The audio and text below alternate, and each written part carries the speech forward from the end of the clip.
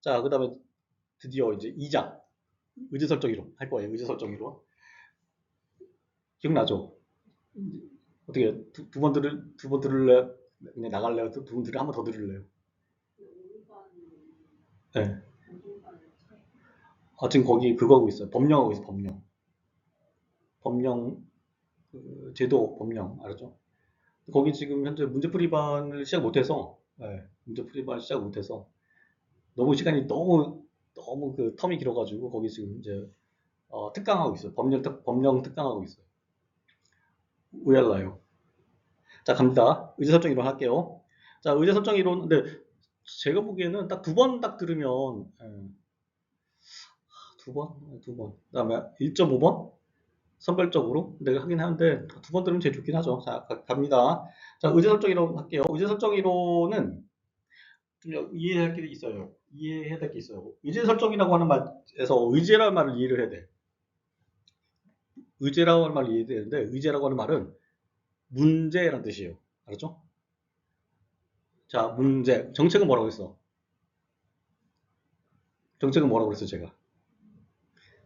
응? 문제, 해결, 방법이라고 했죠. 이해됐죠? 두 개 구분되죠? 자, 의제는 뭐다? 문제다라는 거예요. 그러면 이제 정책론에서 의제 설정이라고 하면은 문제를 설정한다라는 뜻이에요. 알았죠? 문제를 설정한다.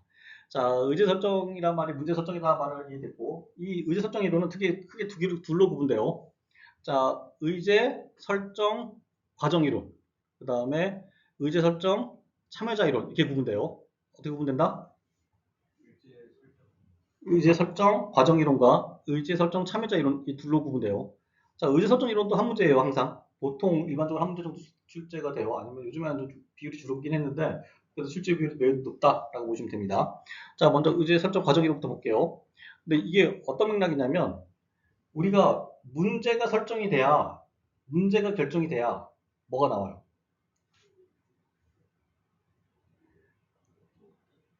그렇죠. 정책이 나오는 거야. 알죠? 의제가 중요해 안 중요해? 자, 의제가 뭘 결정해 그러면? 의제가 뭘 결정해? 정책을 결정하는 거야. 맞죠? 자, 그러면은 의제가 둘 중에 중요해 안 중요해? 아주 중요해요. 알았죠? 아주 중요해요. 의제 설정. 자, 그래서 그 최초에 이론, 정책에 대해서 관심 있었던 이론가들이 관심 가졌던 거는 정책에 관심이 있었어요. 문제 해결 방법. 자, 그런데 보니까 문제가 정책을 결정하네? 만약에 문제가 잘못되면 정책이 잘못돼 안 돼요. 잘못되지. 그럼 문제가 중요해 안 중요해? 중요해요. 알았죠? 그래서 연구를 시작했어요. 그래서 의제 설정 이론들이 확립이 되었다라고 보면 됩니다. 자, 먼저 볼게요. 의제 설정 과정 이론은 자, 좀 복잡하긴 한데 하나의 맥락을 갖고 있어요. 맥락. 이 맥락만 보시면 돼요. 그래서 콥 로스, 이렇게 그다음에 메이 이론 이렇게 네 개로 구분된다라고 보면 됩니다. 자, 콥 엔더부터 볼게요. 자, 정책 과정을 이제 제가 설명을 이거는 뭐 나중에 다시 드릴게요, 이거는. 자, 의제 설정 과정 이론에서 이제 질문은 뭐냐면, 의제 설정 과정은 어떤 단계로 이루어지느냐?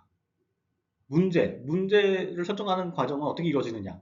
이걸 이제 우리한테 알려주고 있는 이론들이에요. 자, 코코 엘더 이론은, 자, 의제 설정은 사회 문제, 사회적 이슈, 체제 의제, 제도 의제, 이런 이 단계로 의제가 설정된다라고 해요. 어떻게 의제 설정된다?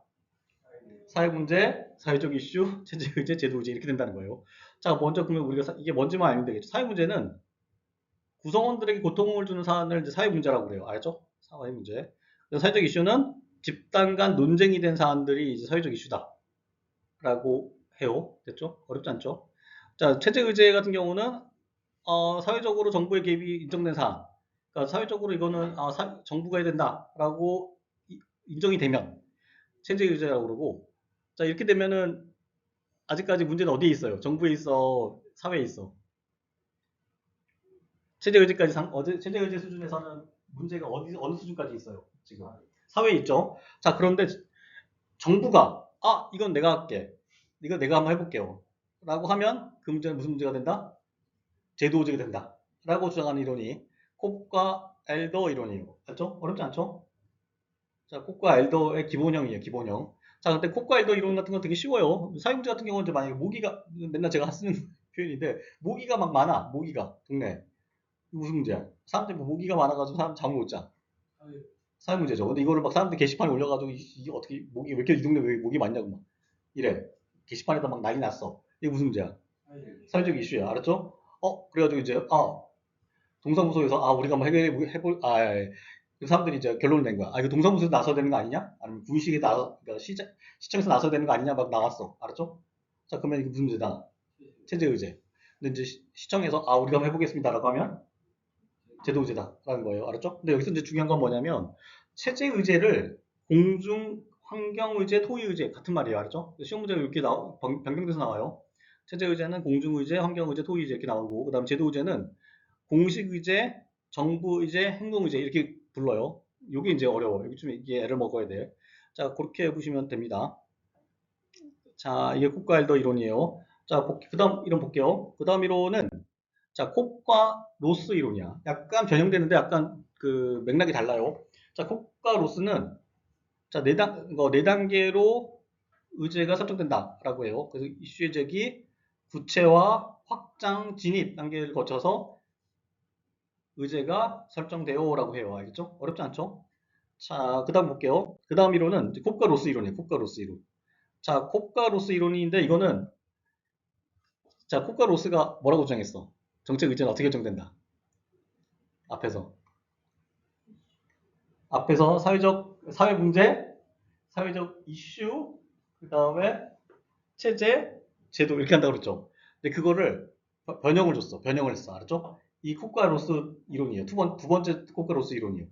이해됐죠? 자, 이 콥과 로스는 유형을 자기가 첫 번째는 일반적인 1, 2, 3, 4형만 설명했어. 그러다가 이 사람이 세 가지로 나누어서 설명해. 알았죠? 세 가지 유형이 분리된다라고 설명을 해요.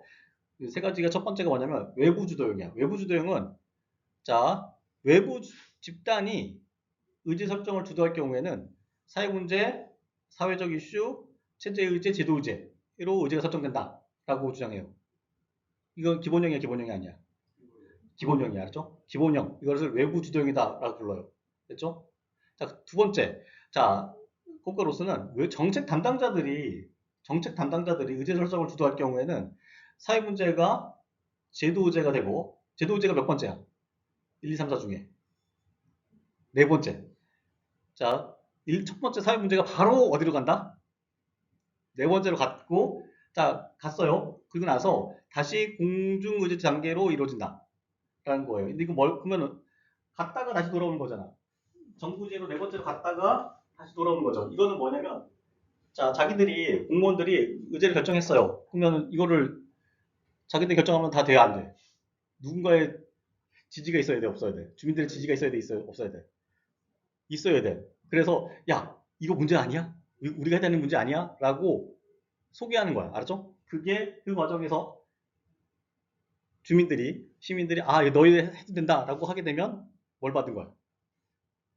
시민들로부터의 지지를 받는 거야. 그 지지를 위해서 공중의제 단계로 간다는 거예요. 그 지지를 받는 과정에서. 알았죠?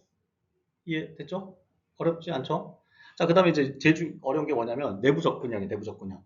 내부적 분양은 소수 외부 집단과 정책 담당자들이 의제를 설정할 경우에 여기서 이제 소수 외부 집단은 누굴까요? 누굴까? 이익집단이겠죠. 이익집단. 알았죠? 자, 이익집단과 정책 담당자들이 이제 꽁짝꽁짝 해가지고 정책 의제를 만들 경우에는, 의제 설정할 경우에는 사회 문제가 바로 어떻게 된다? 정부 의제가 된다라고 해요. 알았죠? 이해됐죠? 이해됐죠? 바로 이해돼야 안 돼요. 됐죠? 자, 그래서 콥과로스의 두 번째 이론은 의제 설정 단계 과정을 몇 개로 구분한다? 세 개로 구분한다. 첫 번째, 무슨요? 외부 주도형. 두 번째는 동원형. 알았죠? 마지막으로 내부적 분형. 이렇게 구분한다. 라고 하는 거예요. 알았죠?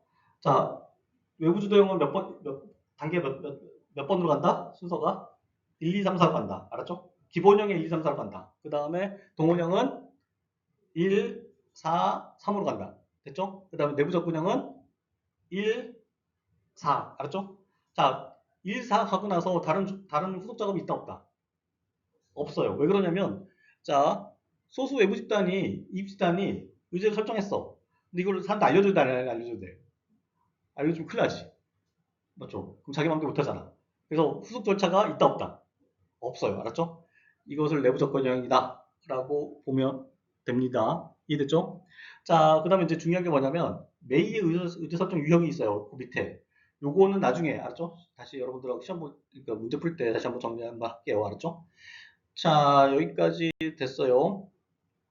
여기까지 해서 의제 설정 과정 이론까지 내용을 정리를 했습니다. 됐죠? 의제 설정 과정 코가 로스는 어떻게 몇 개를 구분했다? 코가 로스의 1번 이론. 첫 번째 이론은 뭐 어떤 몇 단계로 의제 설정된다? 4단계. 알았죠?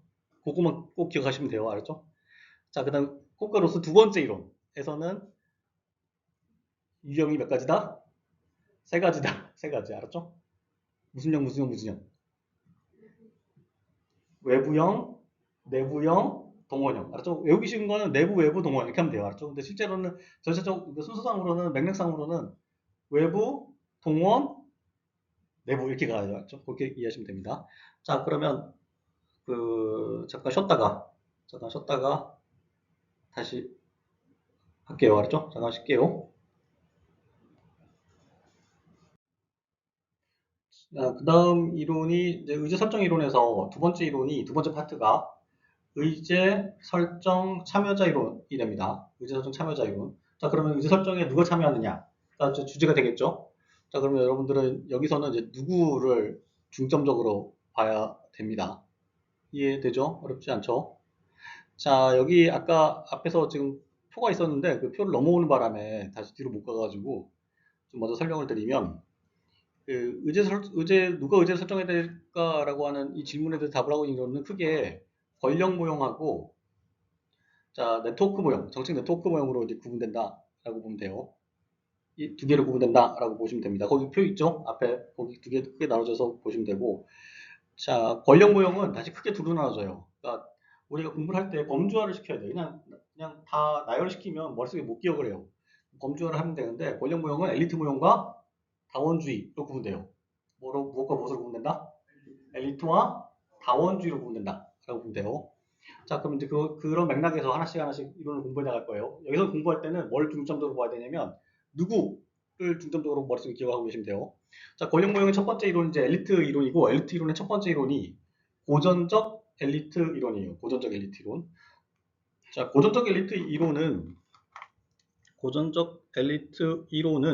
자, 누가 의제를 설정할까가 질문이야. 여기 질문이 두 개의 질문이 같이 있어요. 다 섞여 있어요. 그래서 구분하셔야 돼요. 알았죠? 자, 의제를 누가 설정할까가 질문이야. 다시 말해서 정책 문제를 누가 결정하느냐.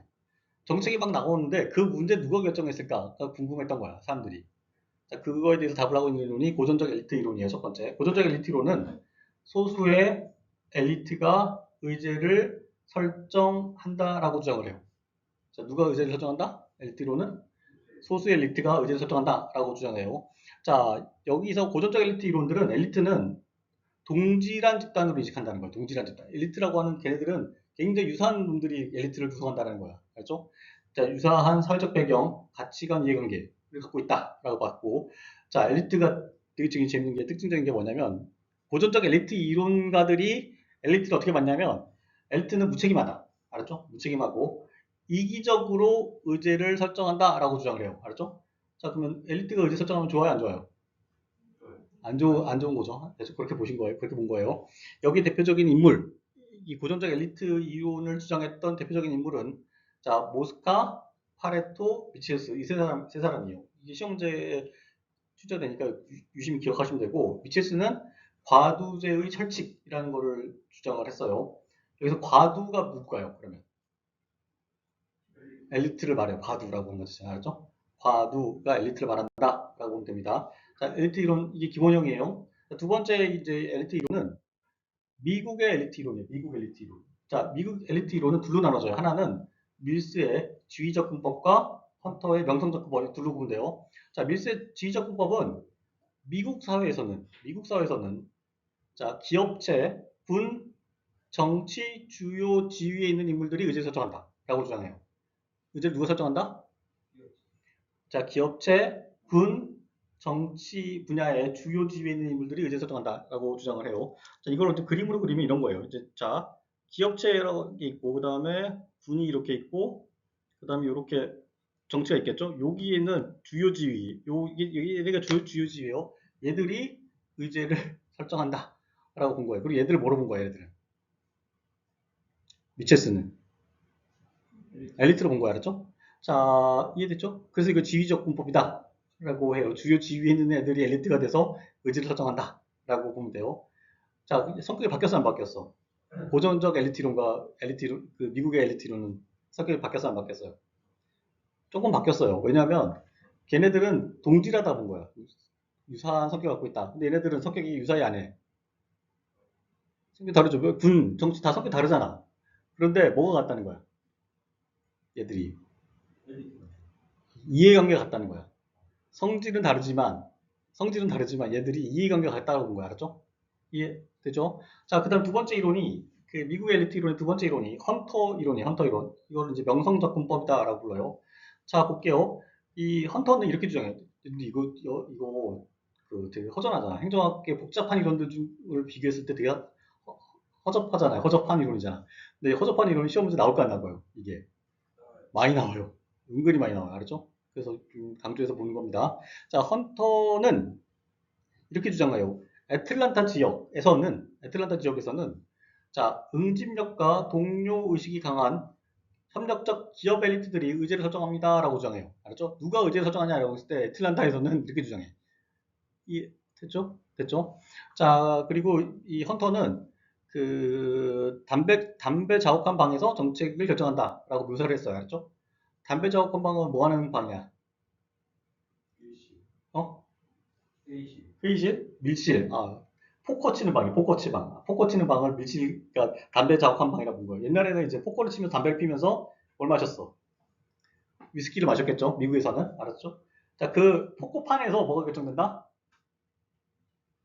정치 결정된다. 의제가 결정된다. 의제가 결정된다. 정책은 누가 결정해? 현대사회에서는 정책을 누가 결정해? 이런 큰일 났어, 사람들. 정책은 정부가 결정해. 알았죠? 알았죠? 의제는 누가 결정해? 의제는 누가 해? 엘리트가 하고, 엘리트가 문제를 결정해주면 정책은 누가 만들어줘? 그 뒤로. 정부가 만들어주는 거야. 알았죠? 이해됐죠? 요걸 이해하면 돼. 요것만 이해하면 돼. 요것만. 의제와 정책이 다르다는 걸 정확하게 이해하면 돼요. 자, 됐죠? 그 명성적 군법의 이제 특징이 뭐냐면, 지역사회의 권력 구조를 연구했다라고 하는 특징이 있어요. 이거는 알 수 있죠? 미국 애틀란타라고 해서 지역사회잖아. 맞죠? 지역사회에서는 이렇게 의제가 설정된다라고 밝힌 이론이기 때문에, 이론이라는 점이 특징이다. 라고 보면 됩니다. 자, 그래서 헌터가 뭐야? 헌트가 뭐야, 헌트가? 사냥. 알죠? 헌터는 그러면 사냥꾼 정도 되겠죠? 사냥꾼이 명성이 있어, 없어? 사냥꾼 명성이 있다고 해줘야지. 명성적 법이 다 연결되지. 이럴 거야. 알았죠? 그래서 헌터면은 명성적 법. 알았죠? 밀스는 지휘적 군법. 알았죠? 그렇게 연결해서 보시면 됩니다. 이게 두 개의 미국의 엘리트 이론이다. 라고 보면 됩니다. 어렵지 않죠? 자, 그 다음에 이제 권력 모형의 두 번째 이론이 다원주의야. 다원주의. 알았죠? 다원주의예요. 다원주의부터 좀 어려워져요. 조금. 그래서 유심히 좀 보시면 됩니다. 그 다원주의 첫 번째 이론이, 그러니까 다원주의 이론의 대장 이론이 벤틀리 트루먼의 이익 집단론이야. 알았죠? 이익 집단론이에요. 자, 이익 집단론은 자, 두 가지 성격을 다 갖고 있어요. 의제를 누가 설정해야 할까? 라고 했을 때, 의제를 누가 설정해야 할까? 라고 했을 때, 이렇게 주장해요. 다양한 이익 집단이 의제를 설정해야 한다라고 주장해요. 이게 누구 이론이다? 벤틀리 트루먼 이론이에요. 근데 이거는 어떤 맥락이냐면, 엘리트가 의제를 설정해. 부정적이야. 알았죠? 왜? 엘리트가 어떻게 하기 때문에 그래? 어떻게 의제를 설정해? 이기적으로 설정하기 때문에, 알았죠? 엘리트가 설정하지 말고, 대신에 누가 하자?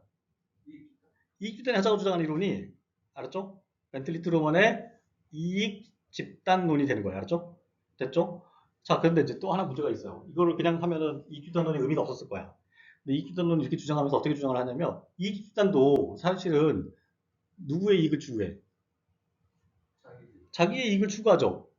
자기 이익을 추구하는 이익 집단들한테 의제를 설정하도록 맡겨놓으면 자기한테 유리한 문제를 설정하지 않겠느냐라고 하면 엘리트 이론과 차이가 있어 없어요?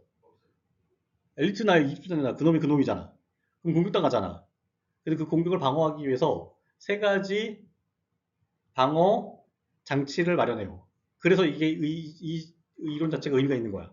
자, 세 가지 방어 장치가 뭐냐면 잠재적 이익 집단론이 있어요. 그러니까 이익 집단론 안에 이 세 가지 이론이 방어 장치들이 숨어 있어, 알았죠? 자, 첫 번째 뭐냐면 이 잠재적 이익 집단론은 이렇게 주장을 해요.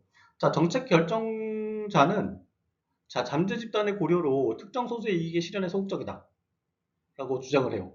어떤 말이냐면 이거는 자, 이 집단들이 와서 이거를 문제로 결정했어요. 이거를 문제로 해서 정책을 붙여서 정책을 만들어 주세요라고 갖고 온다는 거야. 알았죠? 자, 그때 정책 결정자, 그러니까 정책 결정자, 문제 해결 방법을 결정할 수 있는 사람은 어떻게 행동한다? 적극적이다, 소극적이다. 소극적이다. 왜냐면 다른 이익 집단들이 찾아오지 않은 이익 집단들 있죠. 그러니까 찾아온 이익 집단이 있고 안 찾아온 애들이 있을 거 아니야. 안 찾아온 것도 존재해 안 존재해? 존재하기 때문에 얘들 눈치를 봐서 얘 주장을 얘 의제 설정을 적극적으로 도와준다 안 도와준다? 안 도와준다. 알았죠? 첫 번째. 알았죠? 그럼 특정 이익 집단의 이익이 반영이 된다 안 된다? 안 될 수도 있다. 알았죠? 이게 설명한 거야. 두 번째. 자, 중복 회원 이론이에요. 이게 더 재밌어. 자, 모든 사회 집단의 이익 집단의 구성원들은 복수의 이익 집단의 멤버다라는 거야. 이게 되게 재밌는 거지. 이게 중복회원 이론이에요. 자, 만약에 내가 이익 집단 1번과 2번에 둘 다 회원이야. 멤버야. 자, 근데 내가 1번 이익 집단에서 내가 이익을 극대화하잖아? 그러면 2번 이익 집단에서 손해가 발생 안 해요. 발생해요. 그래서 극단적으로 이익 집단의 구성원들이 자신의 이익 집단, 특정 이익 집단의 이익을 극대화하려 한다, 안 한다? 안 한다라는 거예요. 맞죠? 이게 중복 회원 이론이야. 이렇게 되면 특정 이익 집단의 이익이 극단적으로 반영된다, 안 된다? 안 된다. 자, 받아주는 사람도 안 받아주고 주장하는 사람도 적당히 한다는 거야. 알았죠? 고만고만 이익 집단의 그 의제 설정의 노력이나 영향력이 고만고만하다는 뜻이야. 알았죠? 어렵지 않죠? 자, 그 다음에 공동 이익 집단론이야. 이거는 이제 관찰한 거야, 관찰. 아까 두 개는 이론인 거고 세 번째 거 관찰한 거예요. 자, 이익 집단 중에 공익에 부합하는 이익 집단이 하나 선택되더라. 이거 관찰했을 때 이렇게 된다. 라고 주장한 거야. 근데 약간 믿기는 어렵죠. 알았죠? 이 세 가지를 주장하면서 이익 집단이 의제를 설정해도 된다라고 주장하는 이론이 뭐다? 이익 집단론이야. 알았죠? 이익 집단이 엘리트를 대신해서 이 의제를 설정해도 문제가 없다라고 주장하는 이론이 벤틀리 트루먼의 이익 집단론이다. 라고 보면 됩니다. 어렵지 않죠? 이해됐죠? 이해되죠? 자, 그다음 두 번째 이론이 다원주의 이론이에요. 다원주의 이론. 다원주의 이론은 달의 다원적 권력 이론이 두 번째 이론이에요. 그러니까 다원주의 이론이 지금 하고 있고 그 다원주의 이론의 두 번째 이론이 달의 다원적 권력 이론이에요. 이게 좀 어려워. 이것만 여러분들 잘 이해하면 이제 함정이 안 빠져요. 이게 함정 문제로 나와요. 여기가 문제에서. 자, 얘들은 뭐라고 주장을 하냐면 정치적 경쟁 관계의 엘리트들이 의제를 설정합니다라고 주장해요. 자, 정치적 경쟁 관계에 있는 엘리트들이 의제를 설정한다라고 주장을 해요. 아니 그러면 이거 무슨 이론이어야 돼? 딱 봤을 때. 에? 엘리트 이론이어야 되죠. 근데 이게 왜 다원주의야? 엘리트들이 경쟁 관계에 있기 때문에. 근데 경쟁 관계에 있는 것들은 누구예요? 앞에서 공부한 것 이론에서. 앞에 이론에서 경쟁 관계에 누가 경쟁 관계에 있어? 이익주단도 있죠. 그러니까 엘리트들도 경쟁 관계에 있다는 거야. 알았죠? 그러면 이익주단도 뭐에 지나지 않아? 그러니까 엘리트도 뭐에 지나지 않아? 뭐라고 동일하게 이해해도 돼? 이익주단과 동일하게 이해돼. 알았죠? 그래서 이게 뭐가 된다? 다원주의 이론이 되는 거야. 알았죠? 이해됐죠? 자, 이 달의 이론 같은 경우는 엘리트는 영역별로 엘리트가 다르다라고 본 거예요. 근데 우리가 앞에서는 엘리트가 영역별로 엘리트가 다르다라고 봤어요, 안 봤어요? 앞에 이론들은 다 그냥 하나의 커다란 엘리트들이 존재한다고 보거나 아니면 소수의 특정 분야의 엘리트들이 주요 지배인 사람의 엘리트를 형성한다 이렇게 봤어요. 근데 얘네들은 분야마다 다 엘리트가 다 다르다는 거야, 알죠? 근데 걔들이 다 경쟁을 한다는 거야, 알죠? 이렇게 주장한 거예요. 자, 그래서 얘들은 정치적 영향, 선거 투표가 그러니까 정치적 영향을 갖고 있는 대중의 선호, 대중들의 선호에 맞추려고 노력한다는 거야, 알죠? 이해됐죠? 이해됐죠? 자, 그 다음에 특징이 뭐냐면, 이거는 그, 뉴헤븐시, 미국에서 뉴헤븐시에서 170년간 이제 연구를 한 거야, 알았죠? 이 연구를 가지고, 조사한 결과를 가지고 주장한 거예요. 이게 뭐라고 주장했냐면, 뉴헤븐시에서 조사를 해서 170년간 조사를 했는데, 자, 과두제는 누구 거, 누구 이론이야? 엘리트 이론이에요. 과두제에서 어디로 바뀐다? 다원주의적 사회로 바뀌었다. 라고 주장을 하게 되고, 이 연구 결과를 가지고 다원적 권력 이론을 주장하게 됐다라고 보면 돼요. 이거 누구 이론이다?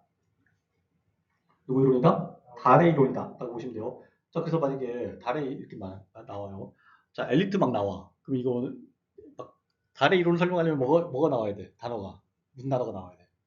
엘리트가 나와야 돼. 근데 엘리트가 나오면 다원주의 엘리트 이론이야. 엘리트가 나오면 엘리트 이론으로 가면 돼. 안 빠지게 엘리트 이론을 빠지겠죠? 빠지면 된다 안 된다? 안 된다를 설명하는 거예요.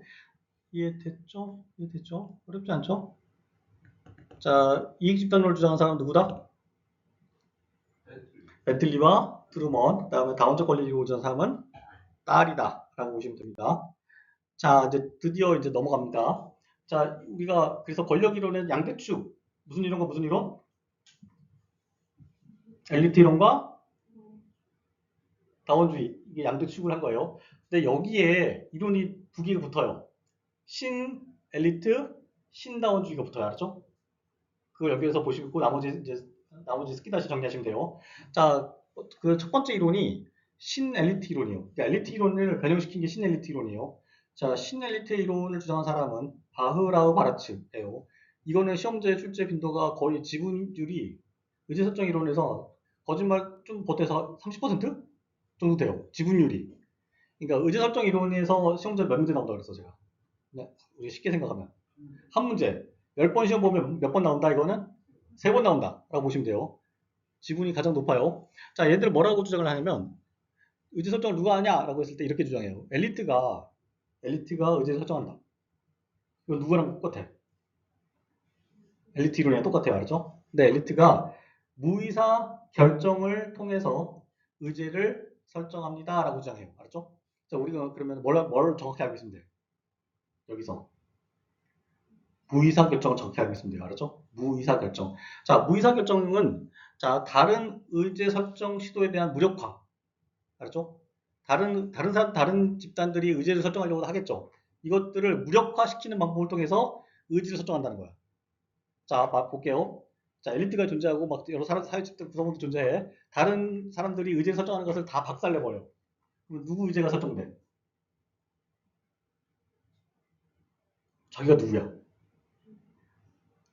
엘리트가 다른 의제를 설정하려는 사람들을 다 박살내버려. 그럼 누구 의제가 설정돼? 최종적으로는? 엘리트. 알았죠? 이 방법을 통해서 의제를 설정한다라고 주장한 이론이 뭐다? 신 엘리트 이론이다라고 보시면 돼요. 그래서 무의사 결정이란 말 잘 이해됐죠? 그러니까 다른 의제 설정 시도를 무력화 시키는 거야, 알죠? 쉽게 말하면 박살내는 거야. 제가 학교 다닐 때 이 무의사 결정이란 말을 제가 그때만 이걸 이해했으면 여러분 나이 때 제가 이 단어를 이해를 했으면 세계적인 학자가 됐을 텐데 너무 늦게 이해를 했어요. 너무 아쉬운 게 너무 많아. 그러니까 저 같은 강사나 선생이 한 명만 행정학과에 있었으면 저는 세계적인 학자가 이미 돼 있었을 거예요, 지금. 노벨상 근처에 갔을 거야, 거짓말 안 하면. 비웃어요? 저 자신해. 왜 그러냐면 지금 막 나이 이제 저는 이제 거의 은퇴는 안 되지만 은퇴할 나이야, 현실적으로. 그런데 막 아이디어가 막 생겨요. 근데 그때는 이런 아이디어가 없었지. 그때 이런 아이디어가 있었으면 세계적인 학자가 됐을 수 있겠죠. 근데 이 아이디어가 왜 생겼냐? 그 이론에 대한 설명을 맥락적으로 우리가 이해를 못했기 때문에 그 아이디어가 안 생겼던 거야. 무의사결정이란 말이 뭔지 모르니까 아이디어가 생기겠어요? 이해됐죠? 자, 갑니다. 자, 그리고 엘리트는 자신의 이익을 추구한다라고 봤고, 이 신엘리트 이론은 됐죠? 자, 그 다음에 이제 가장 중요한 게 뭐냐면, 그, 이 신엘리트 이론은, 자, 엘리트들이 의제 설정부터 정책 집행까지 정책 전 과정에서 무의사결정을 시도한다라고 봤어요. 알았죠? 자, 그래서 이게 가장 중요한 선지야.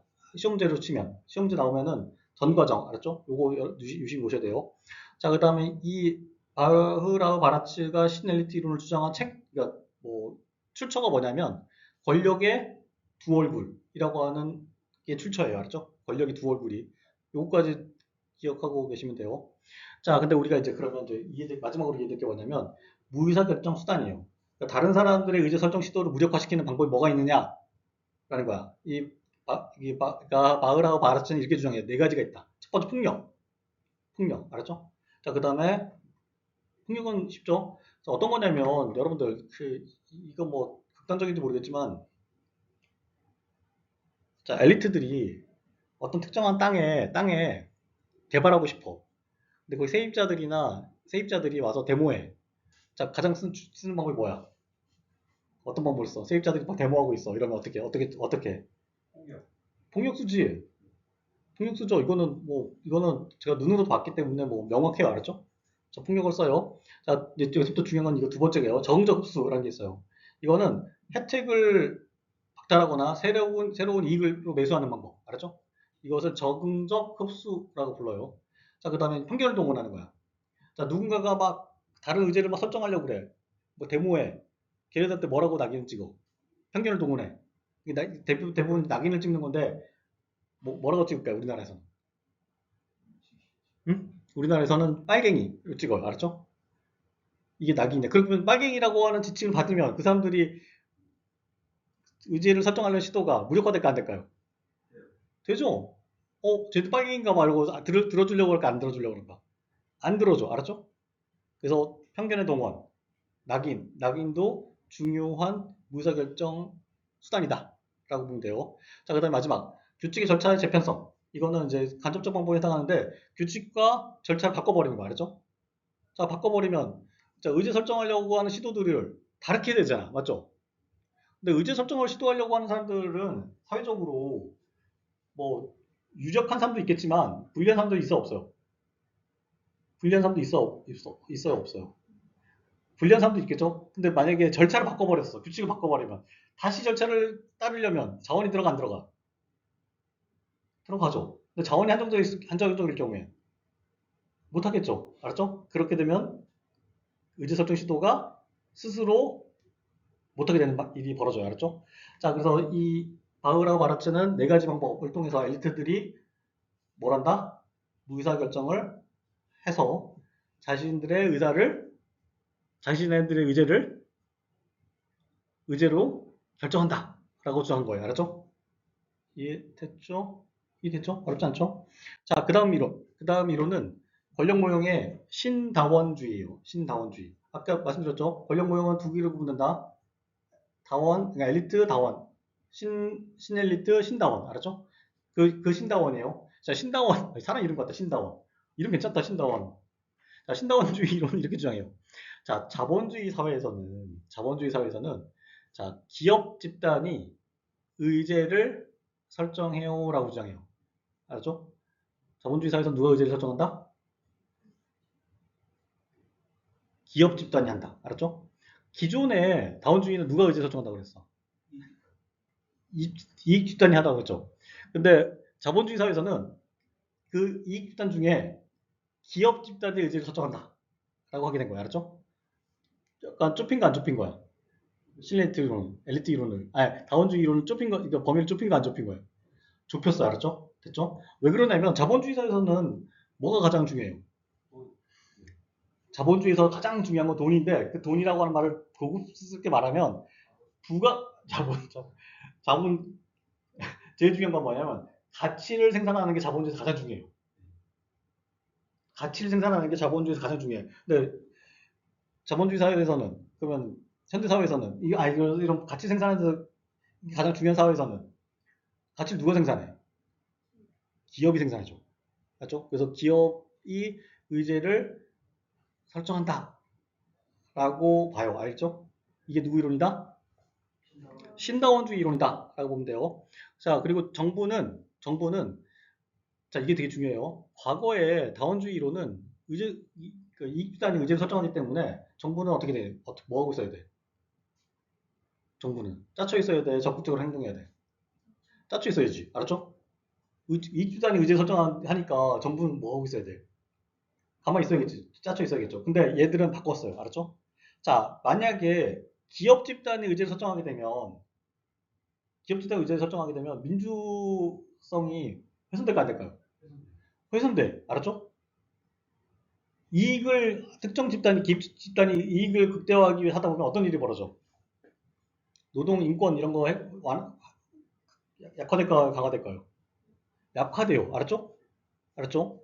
자, 그러면 그거를 누가 그거 이제 막아줘야 돼? 정부가 해줘야 된다라고 보는 입장이야. 알았죠? 그러려면 적극적이어야 돼, 소극적이어야 돼, 짜쳐 있어야 돼, 나서야 돼. 그 문제에 있어서는 나서야 된다라고 보는 이론이 신다원주의 이론이다라고 보면 됩니다. 알겠죠? 그래서 신다원이 나오면 바로 떠올릴 게 뭐다?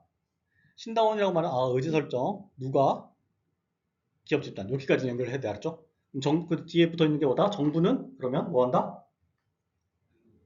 적극적으로 해야 된다. 알았죠? 뭘 보호하기 위해서? 민주주의를 보호하기 위해서. 알았죠? 여기서 말하는 민주주의는 이제 인민이라고 보시면 돼요. 인민을 보호하기 위해서라고 보면 됩니다. 자, 만약에 기업이 의제를 설정하게 되면 어떤 문제가 발생하게 되면 그 환경에 관련된 의제를 설정할까 안 할까요? 안 하겠지. 그러면 인민들의 건강이 나빠져 안 나빠져? 나빠져요. 알았죠? 그러니까 정부는 그 부분에 있어서는 인민의 예, 안전과 복지를 위해서 적극적으로 행동해야 된다. 이렇게 보는 거예요. 알았죠? 잘 만들어졌죠, 이론이. 어설프지 않죠. 알았죠? 자, 됐어요. 이게 신다운주의 이론이다라고 보면 됩니다. 여기까지 해서 우리가 그 세트를 다 한 거예요. 엘리트, 다원. 알았죠? 신엘리트, 신다원. 4개 한 거예요. 알았죠? 엘리트 이론 몇 개로 보면 돼, 엘리트 이론. 엘리트 이론 몇 개? 2개. 알았죠? 고전, 미국. 그렇죠? 다원은 2개. 어떻게? 에이, 그냥 다원주의? 다원주의는 몇 개로 보면 돼요? 2개. 알았죠? 2개. 자, 신엘리트는 하나. 알았죠? 신다원은 1개. 알았죠? 그렇게 보시면 돼요. 자, 머릿속에 딱딱딱딱딱 한번 지나가면 돼. 한번 지나가 보면 공부하는데 훨씬 유리해요. 여러분들 지금 작업은 뭐냐면 방을 만드는 작업을 해야 된다라고 보면 됩니다. 계속 방을 만들고 방을 다시 들어가 봐야 돼. 방문 만들고 안 들어가면 꽝이야. 방 만들어 봐도 소용없어. 그 방을 만들고 또 들어가고 또 들어가고 또 들어가 해서 이제 방이 가는 길도 익숙해져야 되고 그 방 안에 어떻게 생겼는지도 봐야 돼. 그 과정이라고 보면 됩니다. 자, 권력 모형의 이제 5번째 이론이 마르크스 이론이에요. 여기서부터 쉬워요. 자, 누가 의제를 설정하느냐? 지배계급이 의제를 설정합니다라고 주장해요. 지배계급이 의제 설정한다라고 보면 되고, 자, 마르크스 이론은 약간 엘리트 이론과 좀 비슷하죠. 엘리트랑 지배계급이랑 비슷하잖아요, 맞죠? 자, 국가나 정책은 노동자 계급에 대한 억압수단이다. 이렇게 주장하는 이론이 마르크스 이론이고, 자, 베버주의가 있어요. 베버주의도 어렵지 않아요. 베버주의는 의제를 누가 설정한다? 정부 관료제가 의제를 설정합니다. 라고 주장해요. 알았죠? 정부 관료제가 정부가 의제를 설정한다. 라고. 그럼 이거 무슨 형일까요? 콥과 로스에 따르면 무슨 형이야? 정부 관료제가 의제 설정하는 주로.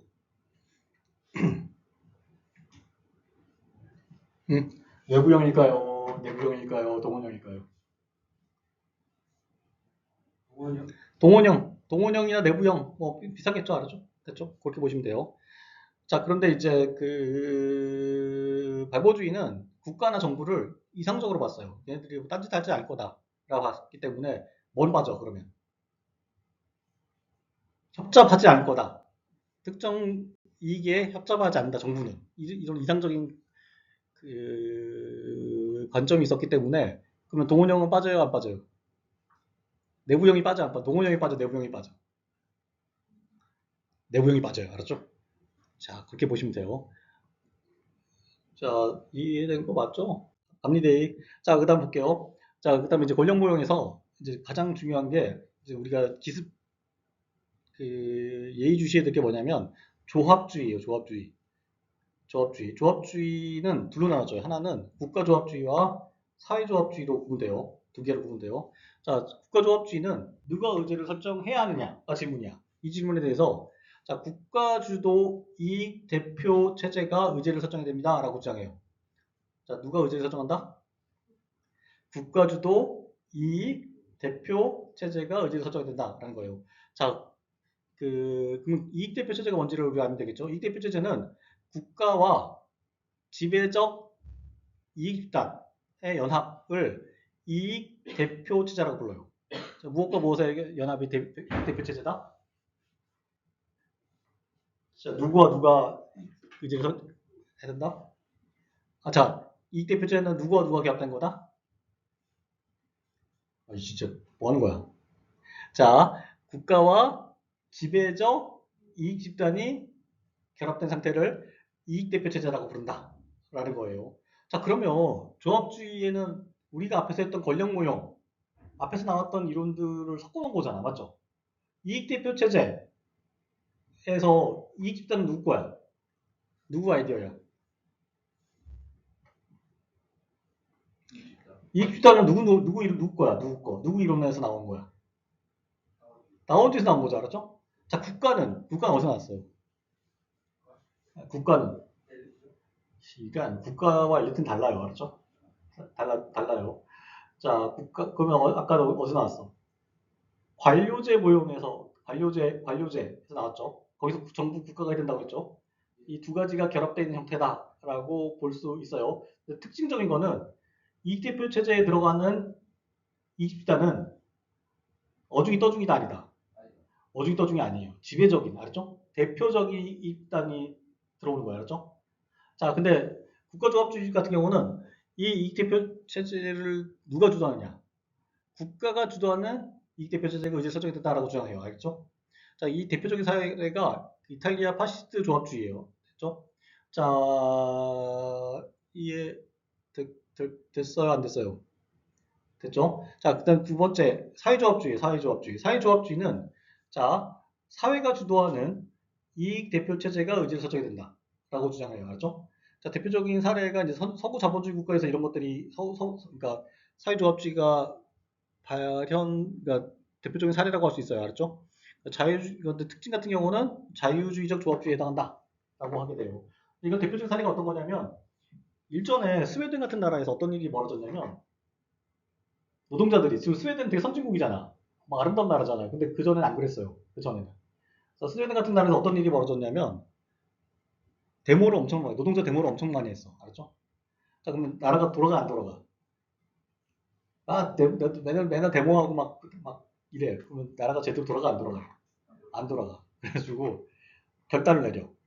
어떻게 하냐면 그 당시에 스웨덴 총리인가? 스웨덴 총리가 그 노동조합의 대표, 노동조합의 대표, 그 다음에 사용자, 기업 대표를 불러요.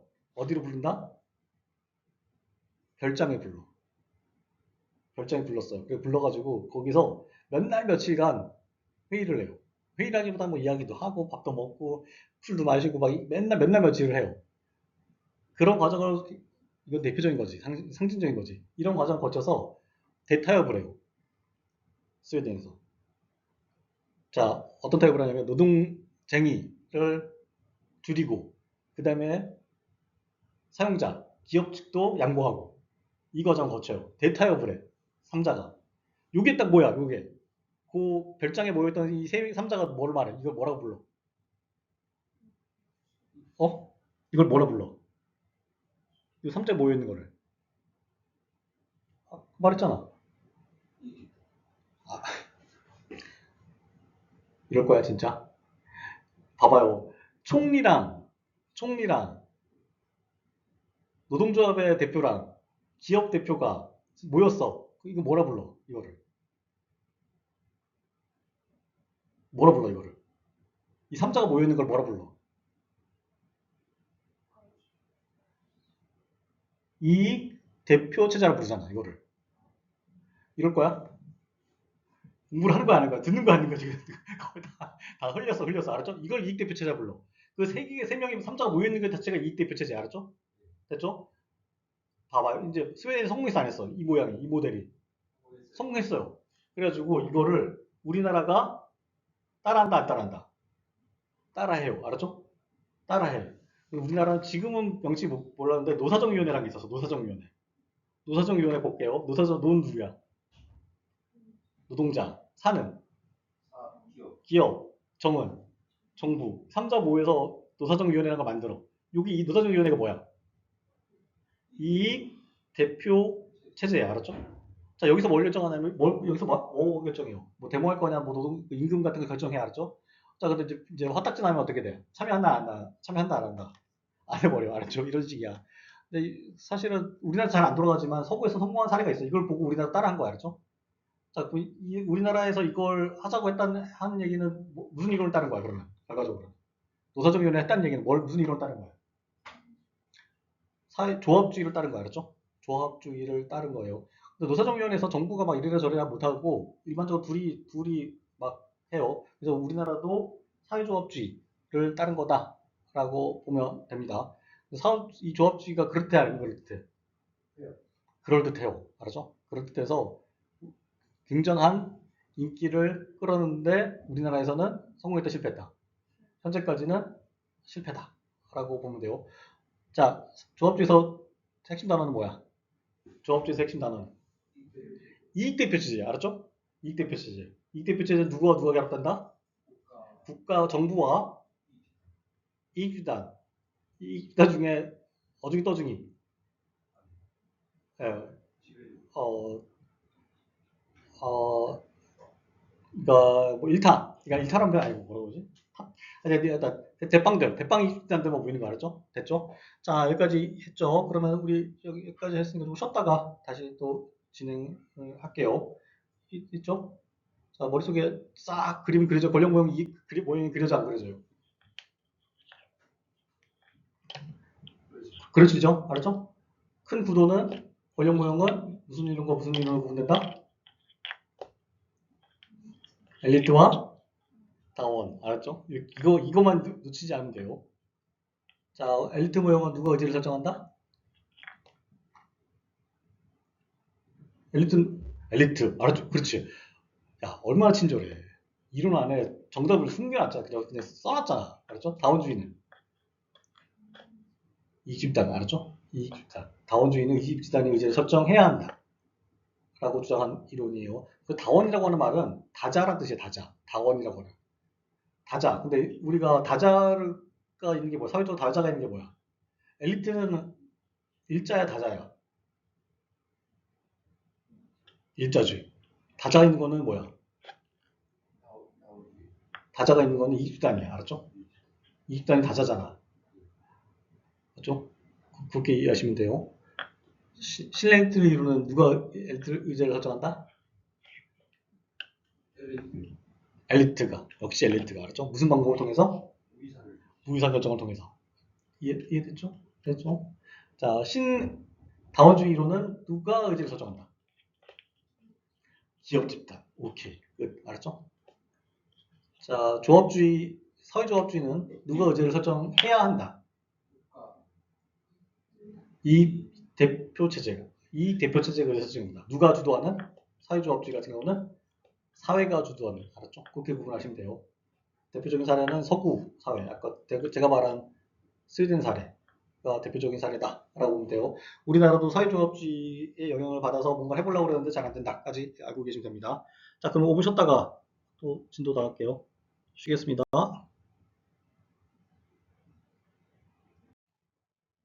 자, 권력 모형이 이제 끝났고, 이제 두 번째가 정책 네트워크 모형이에요. 자, 정책 네트워크 모형에는 이론이 세 개밖에 없어요. 그렇죠? 세 개. 첫 번째가 이제 하위 정부 모형이에요. 하위 정부 모형. 자, 하위 정부 모형은 누가 의제를 설정하느냐라고 했을 때 이렇게 주장해요. 또 나온다. 이익 집단. 이익 집단. 자, 그 다음에 입법부의 상임위원회. 그 다음에 행정기관의 관료가 의제를 설정합니다. 라고 주장을 해요. 됐죠? 누가 의제를 설정한다? 3자가. 이익, 이익 집단 발음이 왜 안 되지? 이익 집단. 자, 그 다음에 입법부 상임위원회, 행정기관의 관료 이 세 개가 한다. 라는 거예요. 그러면 우리가 이제 딱 느낌이 와야 돼. 판단을 해줘야 돼. 앞에서는, 앞에 이론들 권력 모형과 정책 네트워크 모형의 차이가 뭘까를 한번 생각해 봐야 돼요. 자, 한번 생각해 봐야 되는데, 우리가 쉽게 생각해 보면은 앞에 이론들은 경쟁 관계야. 의제 설정이 경쟁 관계에서 의제가 설정된다라고 봤다면, 정책 네트워크 모형은 협력 관계에서 의제가 설정된다라고 보는 관점이에요. 알았죠? 큰 차이가 있어요. 그것만 여러분들 유심히 보시면 돼요. 자, 이 하위 정부 모형은 이걸 주장했던 사람은 이 3자를 철의 삼각이라고 인식했어요. 철의 삼각. 이익집단, 입법부, 상임위원회, 행정기관 관료 이것을 철의 삼각이다라고 인식했어요. 철의 삼각이라고 한 말은 매우 안정적이고 협력적이고 동맹관계다라고 본 거예요. 알았죠? 근데 이게 왜 그러냐면 이 3자가 서로 주고받을 게 있어서 그래요. 서로 주고받을 이제 설정하는 이 삼각관계가 서로 주고받을 게 있어서 그 안정적이고 협력적이고 동맹관계다라고 보면 돼요. 근데 우리가 어떻게 이해하면 되냐면 그 국회 앞에 보면 여러분들 국회 여의도 가보셨어요? 안 가봤어요? 서울 가봤어?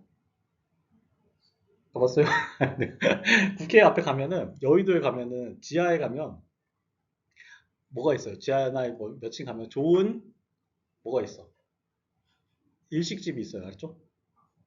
그 일식집에서 뭐가 만들어져? 그 일식집이 뭐가 만들어져? 하위 정부가 만들어져요. 알았죠? 그 일식집에 하위 정부가 만들어지는 거야.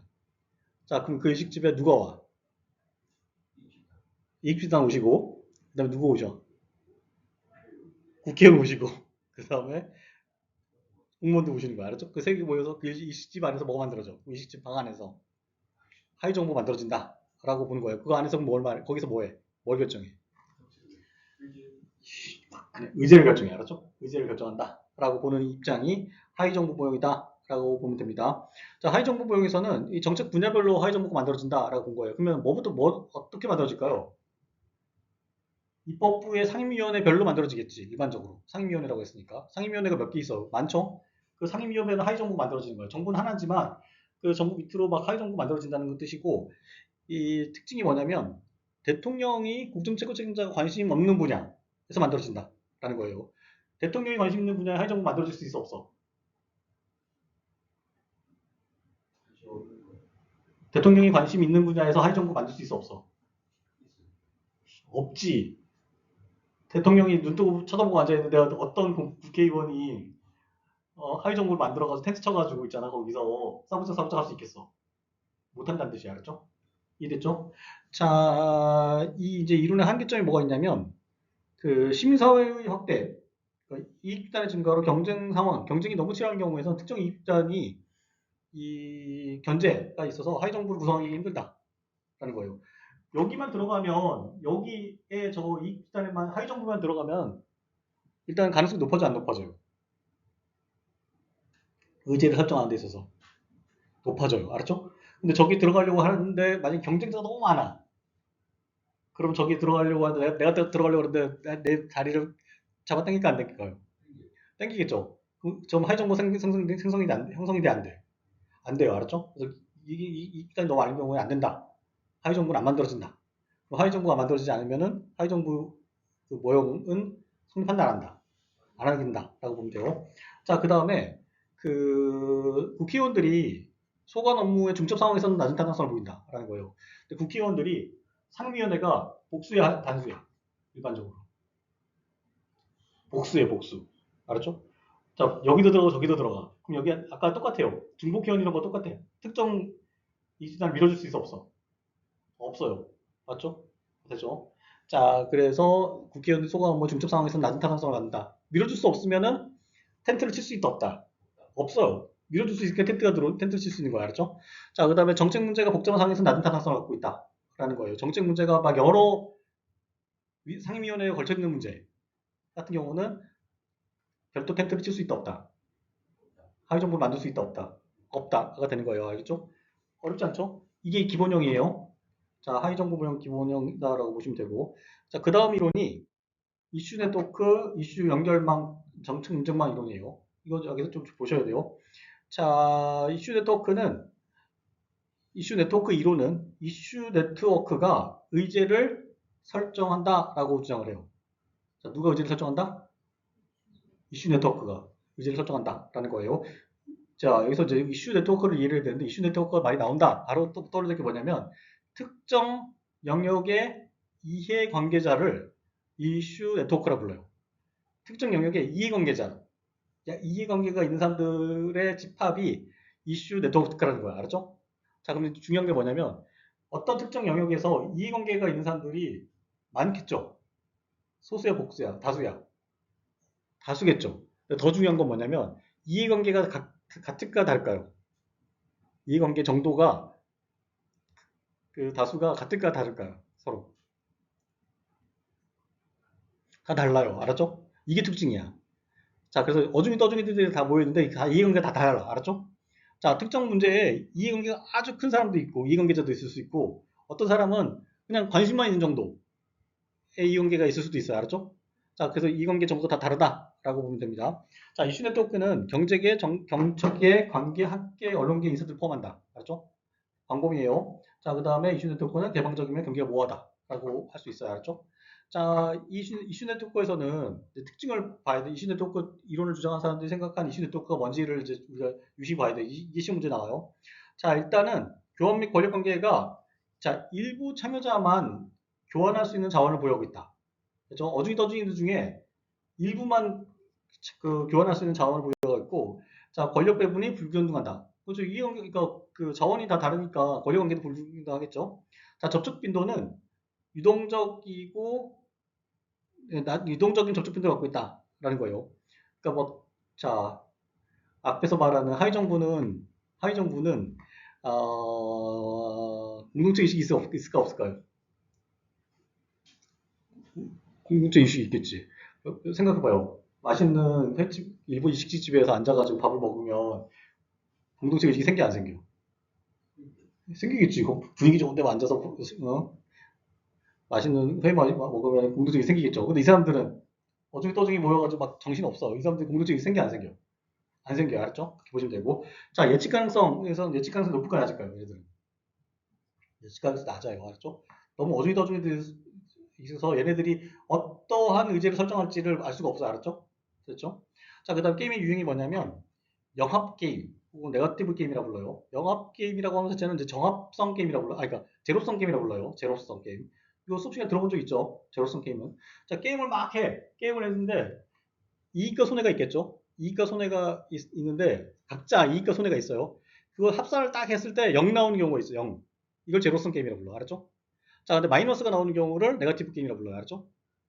됐죠? 근데 얘네들 게임을 해보면 어떤 경우가 있냐면 제로섬이 0이 되거나 이해관계가 다 다르다 보니까 이해관계가 막 왔다 갔다 합산을 하면 0이 되거나 자, 그 다음에 네거티브 게임이 된다. 오히려 더 손해가 되는 경우가 있다는 거예요. 알았죠? 그러니까 대표적인 네거티브 게임이 뭐예요? 우리가 하는 거, 우리가 할 게임들 중에 대표적인 네거티브 게임이 고스톱이에요. 고스톱. 알았죠?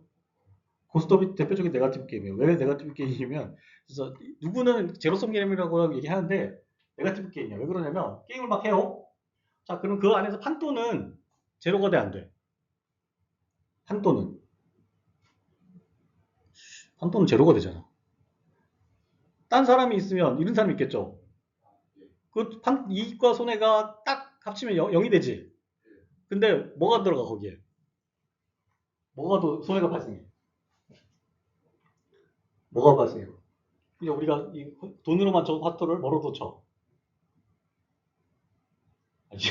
시간 쓰잖아, 시간. 알았죠? 시간도 비용이잖아. 그럼 마이너스가 난단 말이야. 그래서 대표적인 화투판이, 노름판이 뭐다? 네거티브 게임이라는 거 알았죠?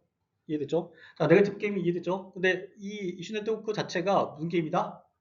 잘하면 영합이고 제로가 되거나 알았죠? 삑살이 나면 뭐다? 네거티브 게임이 된다 라는 거예요. 이해됩니까? 자, 그 어떤 거냐면 이제 이 사람들이 모여가지고 의제 설정했어. 근데 그 의제 설정이 누구한테는 손해를 입히고 누구는 이익을 주는 거야. 알았죠? 그럴 수 있지. 그 안에 참여있는 사람들이 막 어죽이 떠죽이 다 들어가 있으니까. 그걸 합산해보면 0이 되거나 그보다 언더다라고 보는 거예요. 자, 국가의 관계는 낮은 구조적 관계를 갖고 있다라고 합니다. 알았죠? 이건 뒤에 가면 이해돼요. 뒤에 이론에서 보면. 자, 이게 무슨 이론이다? 정책 네트워크의 이슈 네트워크 이론이다 라고 보면 됩니다. 자, 그 다음 이론 볼게요. 자, 이 앞에 이슈 네트워크랑 연결되는 게 정책 공동체 이론이에요. 자, 정책 공동체 이론이고 정책 커뮤니티 이론이다 라고 해요. 얘들은 누가 의제를 설정하느냐 라고 했을 때 정책 공동체가 의제를 설정합니다 라고 주장해요. 자, 누가 의제 설정하느냐 라고 했을 때 정책 공동체가 의제 설정한다 라는 거예요. 정책 공동체가 누구냐? 이걸 기억하셔야 돼요. 이슈 네트워크는 뭐라고 그랬어? 뭘 이슈 네트워크라고 그랬어? 이해관계자. 알았죠? 이거 놓치면 시험 틀리는 거야. 자, 그 다음에 정책 공동체는 뭘 말한다? 전문가를 말한다. 라는 거야. 알죠? 그럼 여기 전문가라는 걸 이해를 해야 되는데 전문가는 뭐냐면 박사님들을 전문가다라고 보면 돼요. 알았죠? 박사님들. 알았죠? 자, 네, 박사님들이 어디 있느냐? 일단 행정부, 그 다음에 입법부, 이익집단, 연구기관. 으로 구성된다. 정책공동체가 일반적으로 알았죠? 자, 행정부 안에 박사님도 있어 없어요? 많아요. 왜 그러냐면 여러분들 고위직을 가려면 국장 되거나 실장 되려면 박사학위가 있어야 돼 없어야 돼? 있어야 돼. 자, 행정부에 많죠? 자, 입법부에는 국회의원들은 박사님들이 아니잖아. 근데 부 안에 전문위원들이 있어. 다 박사야. 알았죠? 자, 그다음 이익집단은 여기서 뭘 말해? 일반적으로 우리나라 같은 정경련이라든지 상공회의소 이런 데야. 상공회의소나 정경련은 박사님들 많아 안 많아? 엄청 많아. 알았죠? 자, 연구기관 다 박사지. 맞죠? 됐죠? 자, 그래서 정책공동체 행정부, 입법부, 일단 연구기관을 구성되는데 다 박사들을 말한다. 보시면 돼요. 자, 이 정책공동체는 어떤 관계냐면 상대적으로 생산적이고 협력적 관계다라고 보고, 자, 정책공동체는 정책 내용의 합리성을 제고한다라는 거예요. 왜 그럴까요? 왜 이게 합리성을 제고할까요? 왜 그 정책공동체가 정책 내용의 합리성을 제고할까? 아까 그랬죠. 박사님들이 아니까 그렇지. 박사님들이 알았죠? 자, 됐죠? 자, 그럼 우리가 이제 보면은 이제 정책 공동체 특징을 보면 돼요. 이 정책 공동체, 그러니까 정책 공동체 이론이 정책 공동체, 그 전문가들의 집단, 그거의 특성을 우리가 설명한 거예요. 자, 첫 번째는 모든 참여자가 교환할 수 있는 자원을 보유하고 있다라는 거예요. 자, 참여했어요. 자, 근데 행정부 그 자원이 있어 없어? 있죠. 입법부 자원이 있어 없어? 그 다음에 이익주자 자원이 있어 없어? 있죠. 연구기관 자원이 있어 없어? 있지. 다 있어. 이 사자가 다 교환할 수 있는 자원을 가지고 있어. 이슈 네트워크에는 있는 놈도 있고 없는 놈도 있다 그랬지. 얘는 다 있어요. 아직 요거 구분하셔야 돼요. 알죠? 자, 그래서 자원을 다 갖고 있으면 권력이 균형을 갖출까 안 갖출까? 갖춰요. 알았죠? 자, 됐죠? 자, 접촉 빈도는 높은 접촉 빈도 갖고 있을까요? 낮은 접촉 빈도 갖고 있을까? 얘네들 같은 경우. 높은 접촉 빈도 갖고 있어요. 상대적으로. 자, 그 다음에 가치를 공유할까 안 할까요? 얘네들. 할 것 같죠? 자, 접촉 빈도가 높으면 가치를 공유할 수도 있고, 상관없어요. 자, 그 다음에 얘네들 같은 경우는 얘네들이 어떤 의제를 결정할지를 예측할 수 있을까 없을까? 있죠? 얘네들이 다 뭐기 때문에 그래. 자, 극단적으로 봤을 때 얘네들이 뭐기 때문에 그래. 박사님들이기 때문에 그래. 알죠? 박사님들은 생각을 어떻게 해? 뭐 이론에 따라서 하겠죠. 그 이론만 알고 있으면 우리가 그 사람들이 어떤 결론을 낼지 알아볼래요. 알게 되겠죠. 그래서 예측 가능성이 높다고 해요. 알겠죠? 자, 게임의 유형이 뭐냐면 정합 게임이라고 해요. 묘사를 해요. 이 사람들이 의제가 설정되잖아. 그러면 그 의제 설정으로 인해서 사자가 모두 다 이익을 본다, 손해를 본다. 다 이익을 본다는 거야. 알았죠? 다 이익을 본다는 거야. 알죠? 다 이익을 보고 다 이익 근데 합산을 했을 때 어쨌든 간에 이익을 본다. 다는 아니겠지만 누군가 손해 볼 수도 있지만 어쨌든 0보다는 이익이 크다 작다. 크다라고 주장하니 크다고 봐요. 알았죠? 자, 그다음에 국가와의 관계는 밀접한 관계다라고 해요. 자, 밀접한 관계 아니냐? 이 정책 공동체가 만들어졌어요. 얘들 의지를 설정해. 얘는 정보 관계가 뭐라고 가까워? 왜 가까워요? 어? 왜 정책 공동체 아니 진짜 이렇게 할 거야. 정책 공동체 안에 누가 들어와 있어? 행정부가 들어와 있으니까 가까운 거야. 알았죠? 정부와 국가와 관계 가까운 거야. 알았죠? 행정부. 그다음에 또 누구도 있어 거기에. 국가를 구성하는 또 누가 있어? 입법부도 들어와 있잖아. 알았죠? 자, 이슈 네트워크는 어중이 떠중이가 막 들어와 있으니까 관계가 공식적으로 가깝다 안 가깝다? 안 가깝다 라고 보면 돼요. 알았죠? 자, 이해됐죠? 이해됐죠? 여기까지가 정책 공동체 이론이다 라고 보면 됩니다. 자, 시험 문제에 어떻게 나오냐면 정책 네트워크 모형이라고 물어보 시험 문제가 나와요. 일반적으로. 자, 그러면 정책 네트워크 모형이라고 하면은 그 이론 안에 몇 가지가 숨어 있어? 세 가지. 세 가지 이론을 한꺼번에 물어봐요. 알았죠? 자, 정책 네트워크가 모형이 딱 단어가 나오면 그 순간 이 세 가지 이론을 다 떠올려야 돼. 알았죠? 이게 좀 에러예요. 그러니까 에러사항이야. 에러. 문제 푸는 데 있어서. 자, 뭐뭐 있다? 첫 번째, 하위 정부. 그다음 두 번째, 이슈. 그다음에 정책, 공동체. 알았죠? 이 중에서 가장 강한 형태가 뭐다? 정책 공동체? 하위 정부. 알았죠? 왜 뭐라고 묘사했어? 걔네들이. 얼마나 강했으면 뭐라고 묘사했어? 철의 삼각. 삼각형인데 아이언 트라이앵글이야. 철로 된 삼각형이야. 삼각형 자체는 구조적으로 안정적이지 않아요. 엄청 안정적이에요. 기계공학 가서 알잖아. 맞죠? 맞아 안 맞아? 삼각형이 엄청난 안정적이에요. 근데 그게 철이야. 더 안정적이죠. 알았죠? 그렇게 이해하시면 돼요. 자, 이 세 가지 이론까지 내용 정리해서 마무리할게요. 정책 네트워크 모형까지. 이해됐죠? 자, 넘어갑니다.